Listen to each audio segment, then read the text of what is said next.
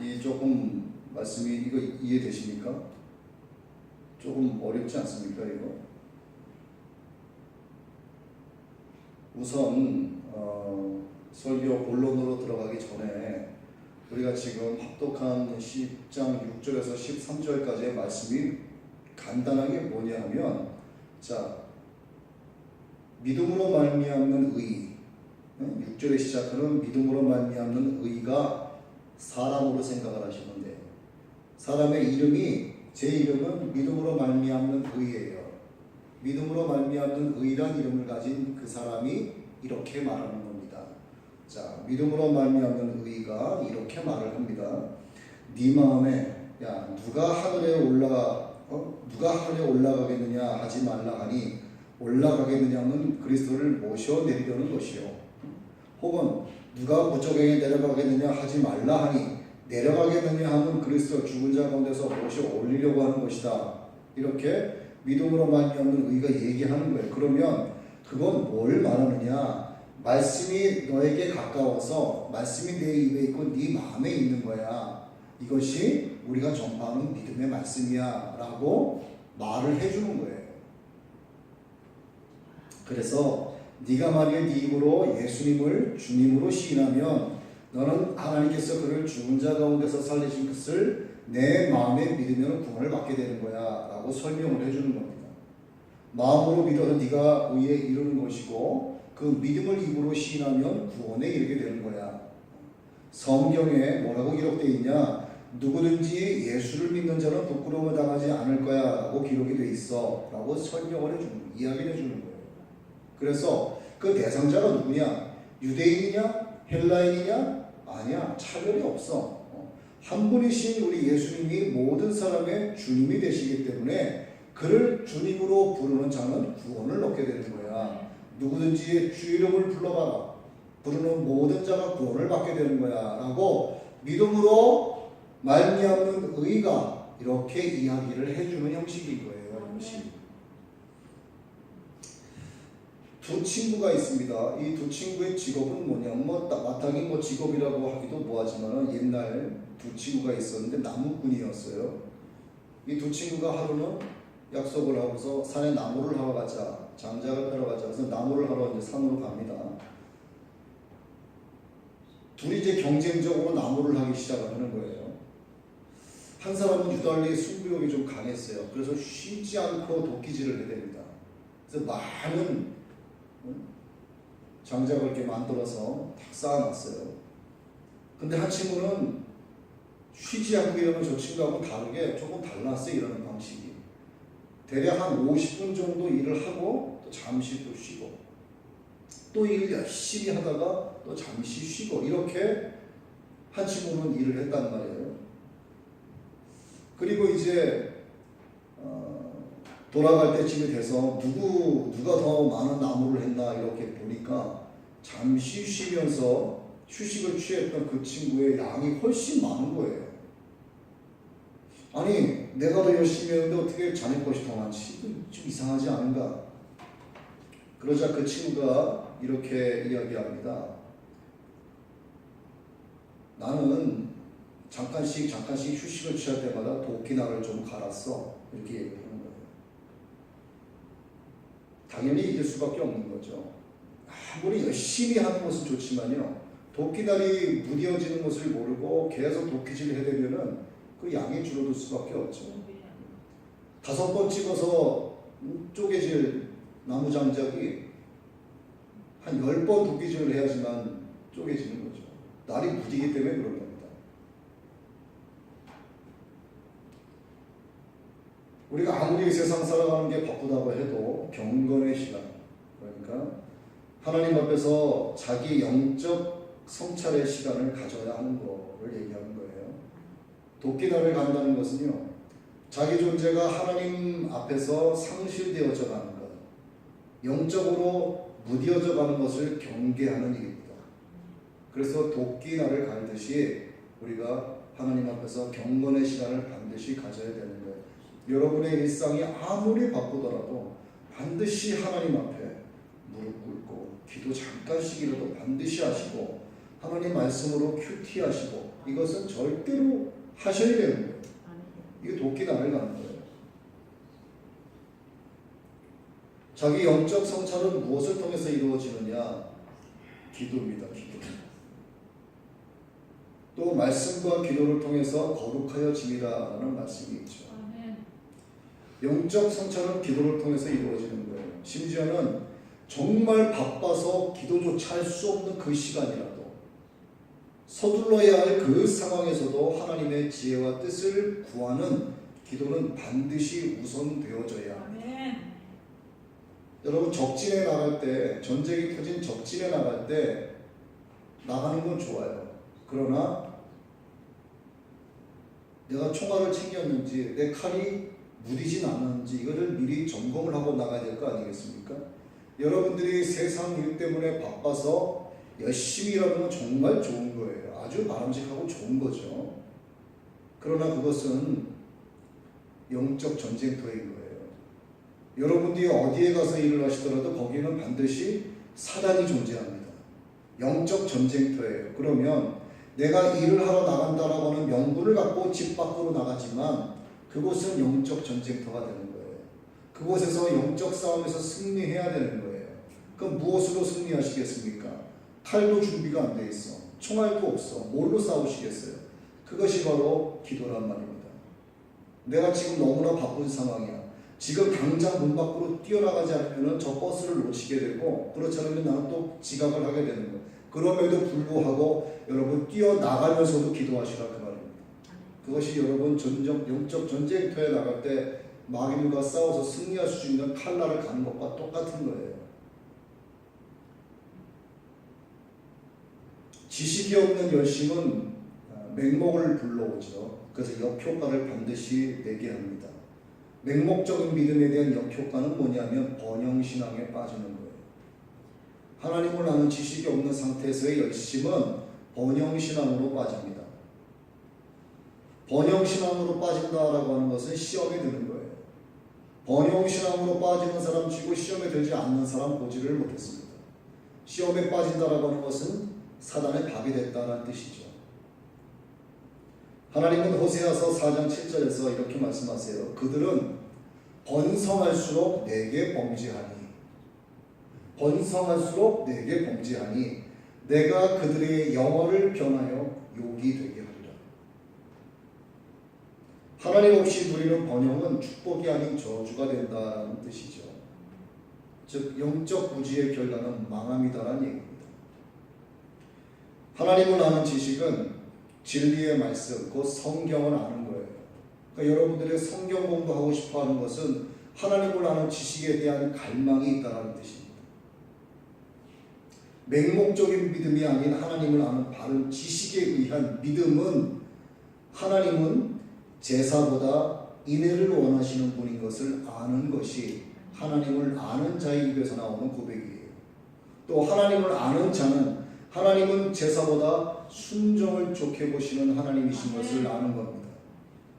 또 하나님을 아는 사람들은 유일하신 참 하나님과 그가 보내신 자 예수 그리스도를 아는 것이 영생이다라고 하는 사실을 아는 것, 이것이 하나님을 아는 지식이 있는 자들이에요. 이것이 하나님을 아는 바른 지식에 의한 믿음의 신앙 고백인 것입니다. 그런데 하나님을 아는 지식이 없다면 예수 그리스도 자체가 영생인 것을 고백하기가 어려운 거예요. 그를 죽은 자 가운데서 살리시니가 하나님이신 것을 고백하기가 조금 어려워지는 겁니다. 이론적으로는 알지만 나의 진정한 신앙의 고백으로 나오기가 어려운 거예요. 왜? 내가 믿는 자를 아는 지식이 없기 때문에 그런 거예요. 그래서 없으면 맹목적인 믿음에서 머무르게 되는 거죠. 맹목적인 믿음은 사단의 밥이 되고 번영신앙으로 빠지게 되고, 교회에서 누군가가 조금 잘못한 것을 보이면 교회 다니는 사람들이 저모양이하고 자기가 시험에 들어서 교회 안 나가게 되는 거예요. 광야 생활을 하는 이스라엘 백성은 하나님을 아는 바른 지식이 있는 무리들과 영적으로 무리한 자들의 공존단체였습니다. 똑같이 출애굽을 했어요. 그들 모두가 하나님께서 행하신 기적과 이사를 두 눈으로 목도했습니다. 두 눈으로 봤는데도 불구하고 광야 생활을 하고 있었던 그 수백만의 이스라엘 백성들 가운데는 하나님을 아는 지식으로 가득하고 하나님의 영으로 충만한 자들이 있는가 하면 하나님을 아는 지식이 없는 영적으로 무지한 자들이 그 안에 존재하고 있었다는 얘기죠. 이것이 오늘날의 교회에 똑같이 적용되는 거 아니겠습니까?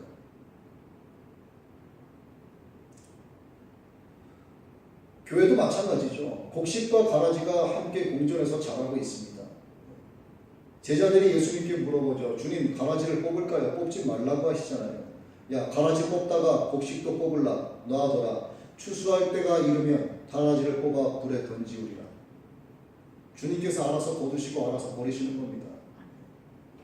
우리 가운데는 누가 쭉정이고 누가 가라지인지 몰라요. 주님만 아세요. 영적 무지함을 경계하지 않으면 가라지가 된다라고 하는 것을 말씀드리는 거죠. 하나님을 아는 지식이 없으면 그렇게 망하게 된다. 자, 6절 말씀을 한번 다시 볼까요? 믿음으로 말미암는 의인은 이같이 말하되 네 마음에 누가 하늘에 올라가겠느냐 하지 말라 하니 올라가겠느냐 하면 그리스도를 모셔 내리려는 것이요.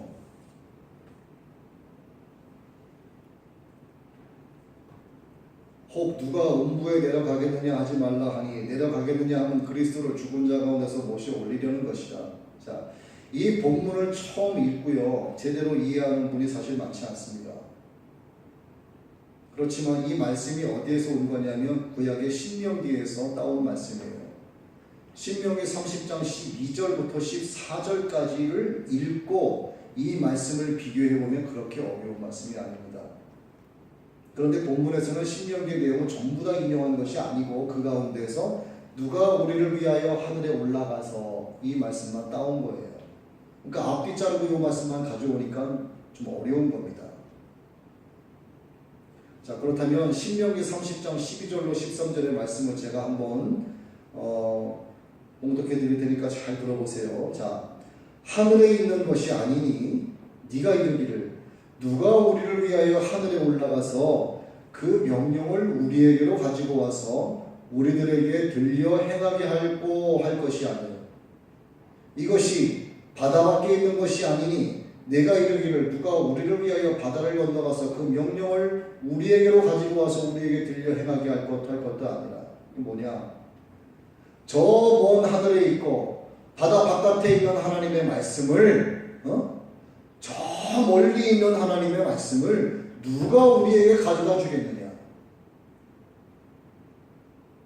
저 멀리 있는 하나님의 말씀을 누가 우리에게 가져다 줘서 그 말씀을 우리로 듣게 하겠느냐? 이렇게 지금 하소연하는 거예요. 그러자 믿음으로 말미암는 의가 뭐라고 얘기하냐면 그렇게 얘기하지 마. 이거예요, 이거. 그게 아니야. 하나님의 말씀은 저 하늘 위에 있는 것도 아니고 저 땅 밑에 있는 것도 아니고 저 바다 바깥에 있는 것도 아니고 네 입에 있고 네 마음에 있는 거야. 이것이 하나님의 말씀이야. 라고 가르쳐 주는 거예요, 이것이. 그래서 신명기 30장의 12, 13절의 말씀에 대한 답이 바로 14절에 나오는데 오직 그 말씀이 네게 심히 가까워서 네 입에 있으며 네 마음에 있은즉 내가 이를 행할 수 있느니라. 이렇게 답변을 하는 겁니다. 자, 다시 말씀드려서 하나님의 명령은 이미 우리 가까이 와 있다. 이미 전파되어져서 우리 마음에 하나님의 말씀이 들어와 있다. 라고 이야기하는 겁니다. 하늘로 올라가거나 땅속으로 들어가려고 하지 말라. 왜 그런 노력을 하느냐? 왜 저 멀리 바다 바깥에 있는 걸로 자꾸 생각을 하느냐? 아니야. 하나님의 말씀은 네 입에 있고 네 마음에 있는 거야. 아멘. 사도 바울은 이 말씀을 어떻게 적용을 했냐면 하나님의 명령, 곧 내 입에 있고 내 마음에 있는 하나님의 말씀을 하나님의 의가 되시는 예수 그리스도께 그대로 적용한 거예요. 곧 하나님의 말씀은 예수 그리스도시라. 이렇게 얘기한 겁니다. 이것이 요한복음 1장 1절에 나오는 말씀이잖아요. 성령은요, 구약과 신약이 다 이렇게 짝이 있습니다. 신약에서도 다 짝이 있고 성경 말씀은 다 짝이 있어요. 이것도 요한복음 1장 1절과 짝이 되는 말씀입니다. 태초에 말씀이 계십니다. 말씀이 하나님과 함께 하시니 그 말씀이 누굽니까? 그분이 성자 예수 그리스도를 이야기하는 거예요.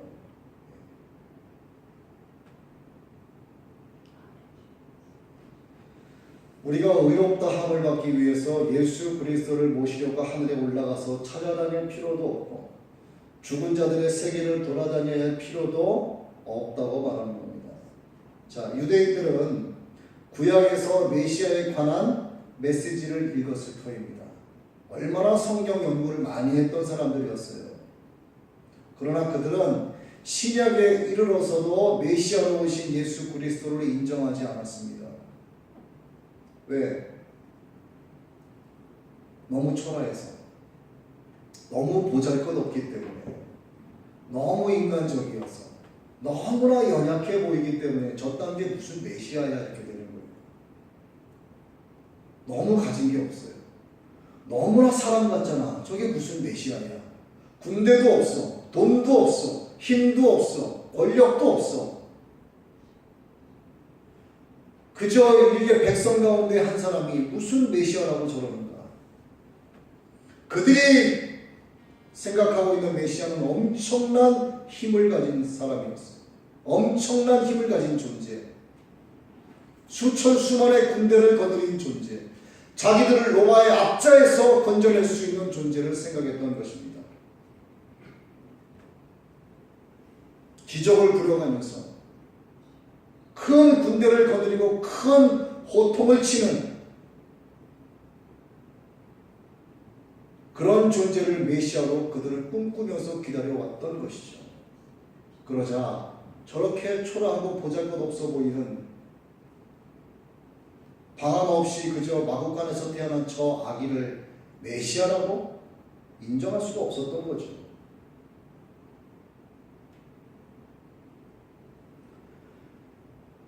그분이 어디에서 오실까? 그분이 어디에서 오실까? 메시아가 어디에서 오실까? 하늘에서 오실까? 유대인들이 생각합니다. 메시아가 어디서 오실까? 하나님이 계시한 그 메시아가 도대체 어디서 오실까? 저 먼 하늘에서 오실까? 메시아가 땅이 지진난 상태에서 솟아오르실까? 저 바다 바깥에서 짠하고 군대를 이끌고 나타나실까? 이것이 유대인들이 생각하는 메시아였어요.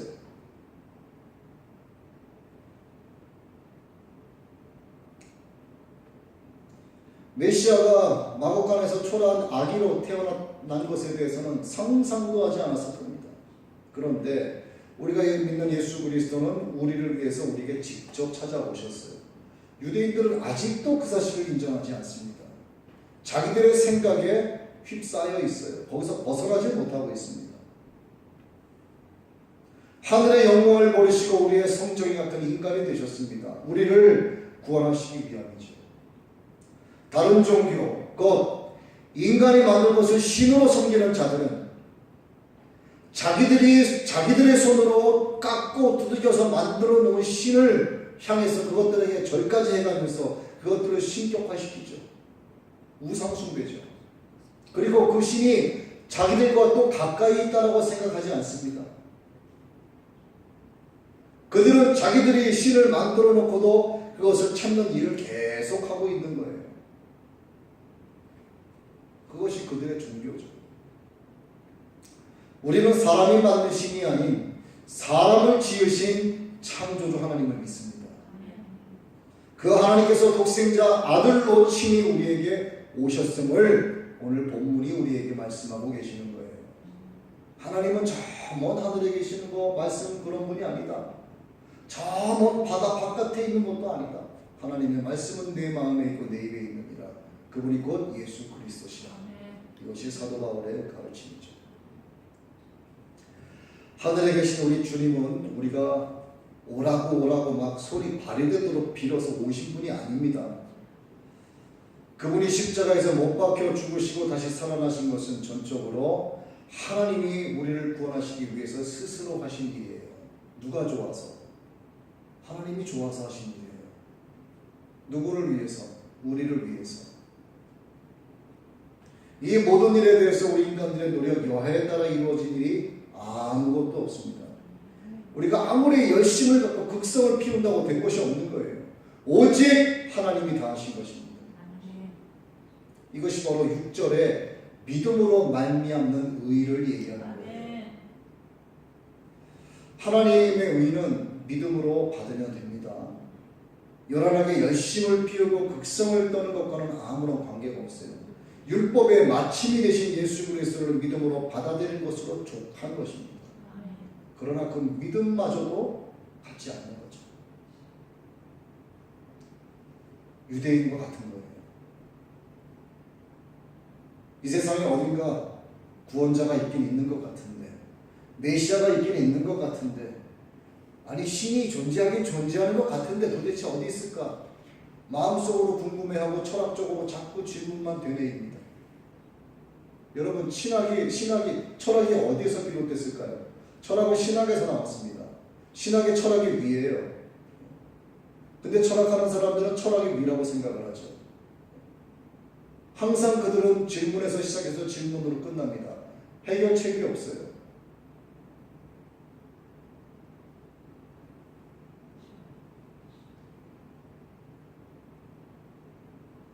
우리가 전파하고 듣는 우리 이 믿음의 말씀이 내게 가까워 내 입에 있고 내 마음에 있다고 말씀합니다. 지금 우리 가운데 선포되어지는 이 말씀이 곧 예수 그리스도이신 거예요. 우리가 하나님의 의를 찾기 위해서 헤매일 필요가 없습니다. 우리가 하늘을 헤매고 땅속을 뒤질 필요도 없어요. 복음은 가장 우리와 가까운 곳에 있습니다. 누구나 복음을 들을 수 있도록 하나님께서 우리 가까이 두신 거예요. 정말 사람에게 필요한 것은 하나님께서 가까이 두셨습니다. 여러분, 우리가 자연에서 채취할 수 있는 여러 약초들이라든가 정말 사람에게 필요한 것은요, 비싸지 않습니다. 흔하게 널려 있어요. 우리가 어쩌면 여러분 식상하게 들리실지는 모르겠지만 우리가 마시는 물, 우리가 마시는 공기, 이 얼마나 흔합니까? 지금 물을 사 먹는 시대가 됐지만 얼마나 물이 흔하고 공기가 흔해요. 또 우리가 거들떠도 보지 않는 갈대 있지 않습니까? 갈대가 여러분 얼마나 좋은지 아세요? 사람은 갈대 뿌리가. 그 다음에 강원도나 들에 가면 널려있는 그 야관문이라는 거 있지 않습니까? 비술이라는 거. 이것도 굉장히 많아요. 사람들이 몰라서 채취를 못하는 겁니다. 그 비술이 야관문이 얼마나 좋은 건데요. 정말 사람 몸에 좋은 마늘과 양파 얼마나 쌉니까? 그렇죠? 필요 없는 것만 비싸요. 금덩어리 비싸죠. 다이아몬드 비싸죠. 또 며칠 전에 우리 권사님하고 어디 가서 들었는데 무슨 나무요? 벌나무. 벌나무도 5,000원이면 그 양파 이걸로 이만큼 3만원? 아무튼 싼 거죠. 그게 사람 몸에 얼마나 좋은지 모릅니다. 정말 좋은 거예요. 그런데 싸단 말이에요. 흔하고. 근데 뭐 너무 흔하니까 귀한 걸 모르는 거예요. 복음이 우리에게 가까이 왔어요. 하나님의 말씀이 교회마다 선포되어지고 있습니다. 성경책 서점에 가면 살 수 있는 그냥 단순한 책이다 생각하니까 안 사는 거예요. 읽질 않는 겁니다. 내가 성경을 읽지 않아도 성경 모으는 취미는 있습니다. 성경이 종류별로 다 있어요. 저희 집에도 그래요. 성경이 종류별로 다 있어요. 읽지는 않아도. 너무 우리에 가까이 왔으니까 귀한 걸 모르는 거예요. 하나님께서 여러분에게 주신 이 세상에 태어나서 하나님께서 부르시는 그날까지 살게 되는 인생이라 이름 붙인 그 시간, 여러분 흔하게 느껴지시죠? 이건 하나님이 여러분에게 빌려주신 거예요. 여러분 게 아닙니다. 시간이 여러분 것이라면 여러분 마음대로 하실 수 있어야 돼요. 나는 200년까지만 살게. 그럼 그때까지 사시면 돼요. 아니야, 난 1000년은 살아봐야 되겠어. 그럼 1000년 사시면 여러분 겁니다. 그 시간. 누가 자기 마음대로 삽니까? 하나님이 부르시면 가야 되는 거예요. 시간은 여러분 게 아닙니다. 흔한 것 같지만 여러분 게 아닌 거예요. 하나님 것입니다. 하나님께서 누구나 복음을 들을 수 있도록 하나님께서 우리 가까이 두신 거예요. 우리에게 찾아오신 겁니다. 그분이 예수 그리스도예요. 그걸 믿기만 하면 되는 겁니다. 예수님을 믿기만 하면 구원받는다고 하셨어요. 얼마나 간단해요. 사실 이 말씀은 여러분이 들어야 될 말씀이 아니에요. 이거는 믿지 않는 분들이 들어야 되는데,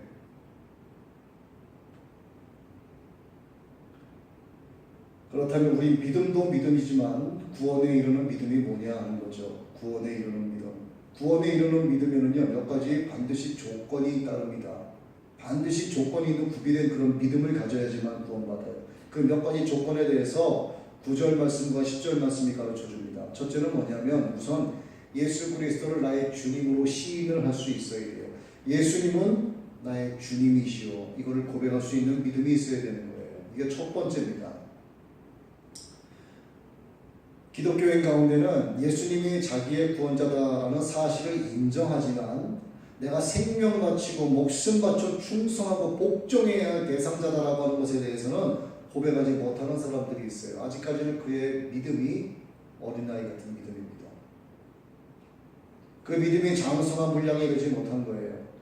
하나님은 너를 구원해 주신다. 하나님은 너의 삶을 회복시켜 주실 거야 하는 말씀에는 더 기분 좋게 귀를 기울이지만 회개해야 된다, 순종하라, 충성하라 하는 말씀에 대해서는 거부감을 느끼는 거예요.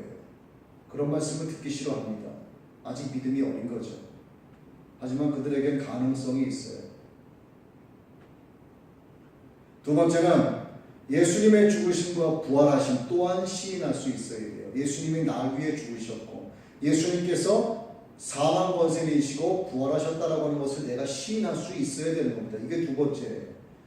이것은 뭐냐면 주님이 우리를 위해서 무엇을 하셨는가를 정확히 알고 있다는 뜻이에요.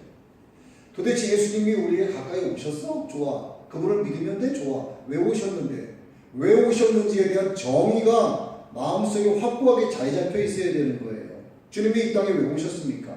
하나님의 독생자 예수 그리스도를 왜 보내셨어요? 왜 하나님의 말씀이 우리의 입에 있고 왜 하나님의 말씀이 우리의 마음 가운데 있게 하셨냐 이 말이죠. 나를 구원하시기 위해서 어떠한 방법으로 독생자 예수를 십자가에 못 박아 죽이시고 죽은 자 가운데서 살리시고 그를 죽이시고 살리시니가 하나님이신 것과 그가 우리의 구세주가 되신 것을 믿는 그 믿음, 그 고백, 이것이 하나님을 아는 지식이 있는 자들의 참신한 고백이라 이거죠. 이것이 둘째 조건인 거예요.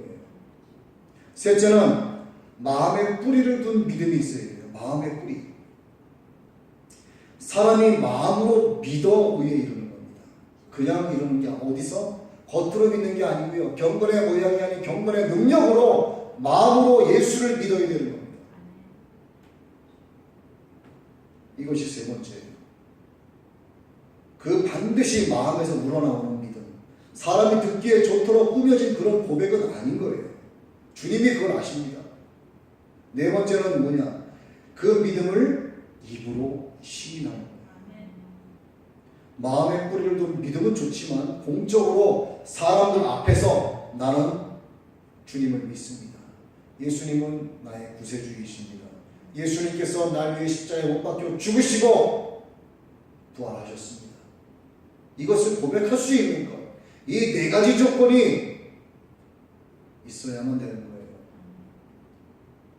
이런 것이 없는 믿음과 이런 것이 없는 열심은 맹목적인 믿음이다. 결국 맹목적인 믿음은 사단의 시험에 빠지게 되고 번영신앙에 빠지게 되고 결국 망하게 된다라고 하는 것이 오늘 말씀의 핵심인 것입니다. 그래서 맹목적인 믿음은 안 된다. 하나님을 향한 열심은 좋되 반드시 이러한 조건이 있어야 된다라고 하는 겁니다.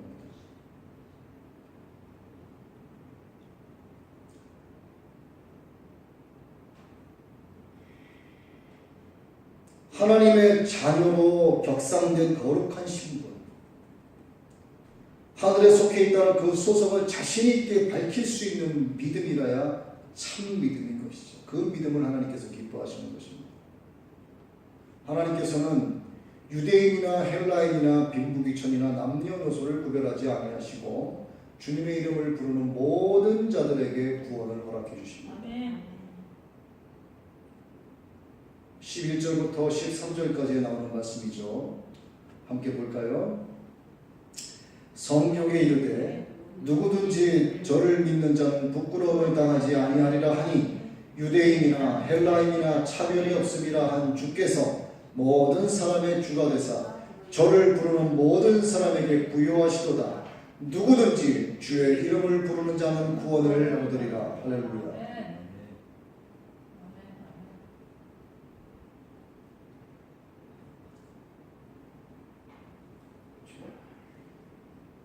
오늘 본문 가운데 하나님이 원하시는 의가 무엇인지 알지 못하고 그저 율법 준수에만 극성을 피우는 그들의 무식한 열심과 잘못된 열심이 그들로 하여금 예수 믿게 하는데 가장 큰 걸림돌이 되고 있는 것을 우리가 볼 수 있어요.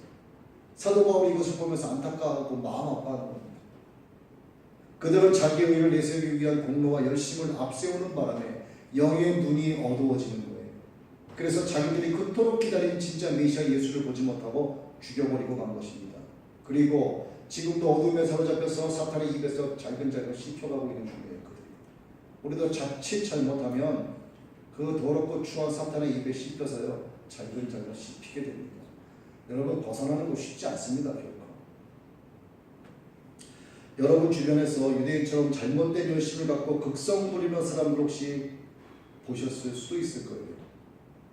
그럴 땐 종교적 지성, 또 신령화되어가는 인본주의적 기독교 사상 이런 데 빠져가는 천하의 그가 누구라도 맹목적인 관행신자로 돌변해버리는 겁니다. 변질되는 거예요. 그들을 가리켜 우리가 뭐라고 얘기하죠?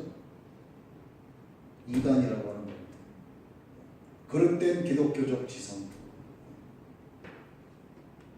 신령화되어가는 인본주의적 기독교 사상 거기에 빠진 자들을 일컬어 우리가 이단자다 이렇게 얘기를 하는 거예요.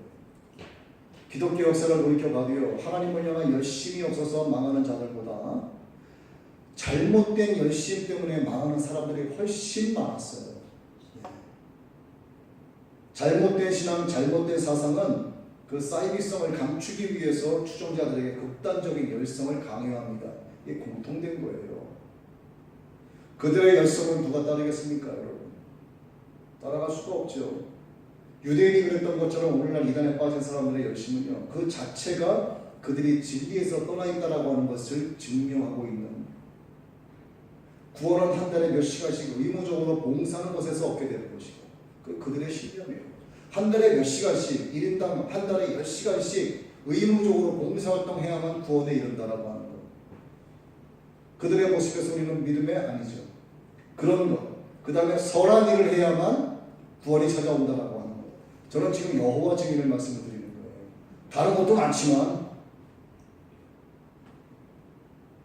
끝으로 우리가 마음에 새겨두어야 할 교훈이 하나가 있는데, 자, 평생을 자기를 따라다니면서 괴롭히고 핍박한 동족을 위해서 쉬지 않고 기도하는 사도 바울의 모습을 우리가 본받아야 돼요.